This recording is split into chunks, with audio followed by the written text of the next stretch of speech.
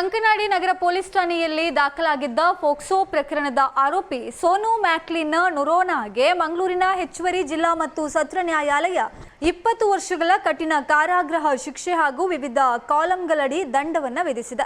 ಆರೋಪಿ ಸೋನು ಮ್ಯಾಕ್ಲಿನ್ ನೊರೋನ್ನ 2024ರ ಫೆಬ್ರವರಿಯಿಂದ ಅಪ್ರಾಪ್ತ ಬಾಲಕಿಯನ್ನ ಪ್ರೀತಿಯ ಹೆಸರಿನಲ್ಲಿ ಮನವೊಲಿಸಿ 2024ರ ಸೆಪ್ಟೆಂಬರ್ನಲ್ಲಿ ಶಕ್ತಿನಗರದ ಬಾಡಿಗೆ ಮನೆಯಲ್ಲಿ ಹಾಗೂ ಬಳಿಕ ಅಲಪೆ ಗ್ರಾಮದ ಕೆಂಬಾರು ಪ್ರದೇಶದ ಮನೆಯಲ್ಲಿ 2024ರ ನವೆಂಬರ್ನಿಂದ 25ರ ಜೂನ್ ವರೆಗೆ ಹಲವು ಬಾರಿ ಅತ್ಯಾಚಾರ ಎಸಗಿದ್ದಾನೆ ಎಂದು ಪ್ರಕರಣದಲ್ಲಿ ಆರೋಪಿಸಲಾಗಿತ್ತು. ಇದೇ ವೇಳೆ ಬಾಲಕಿ ಸ್ನಾನ ಮಾಡ್ತಾ ಇದ್ದ ವೇಳೆ ವಿಡಿಯೋ ಕರೆ ಮಾಡಿ ಅದರ ಸ್ಕ್ರೀನ್ ಶಾಟ್ಗಳನ್ನು ಸಂಗ್ರಹಿಸಿಕೊಂಡಿದ್ದ ಆರೋಪಿ ದೈಹಿಕ ಸಂಪರ್ಕಕ್ಕೆ ನಿರಾಕರಿಸಿದ್ರೆ ಆ ಚಿತ್ರಗಳನ್ನು ವೈರಲ್ ಮಾಡೋದಾಗಿ ಬೆದರಿಕೆ ಹಾಕಿದ್ದ. ಅಲ್ಲದೆ ಬಾಲಕಿ ಆಕೆಯ ತಾಯಿ ಹಾಗೂ ಅಕ್ಕನನ್ನ ಕೊಲೆ ಮಾಡೋದಾಗಿ ಜೀವ ಬೆದರಿಕೆ ಒಡ್ಡಿದ್ದ.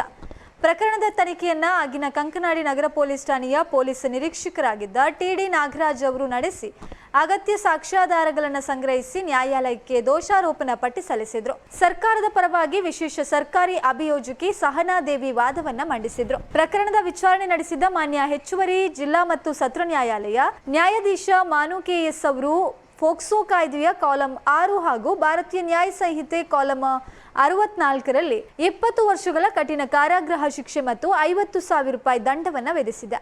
ಇದೇ ಪ್ರಕರಣದಲ್ಲಿ ಬಿಎನ್ಎಸ್ ಕಾಲಂ 77, ಫೋಕ್ಸೋ ಕಾಯ್ದೆಯ ಕಾಲಂ 15 ಹಾಗೂ ಮಾಹಿತಿ ತಂತ್ರಜ್ಞಾನ ಕಾಯ್ದೆಯ ಕಾಲಂ 66ರಡಿ ತಲಾ 1 ವರ್ಷದ ಕಾರಾಗೃಹ ಶಿಕ್ಷೆ ಹಾಗೂ ತಲಾ 5,000 ದಂಡವನ್ನು ವಿಧಿಸಲಾಗಿದೆ.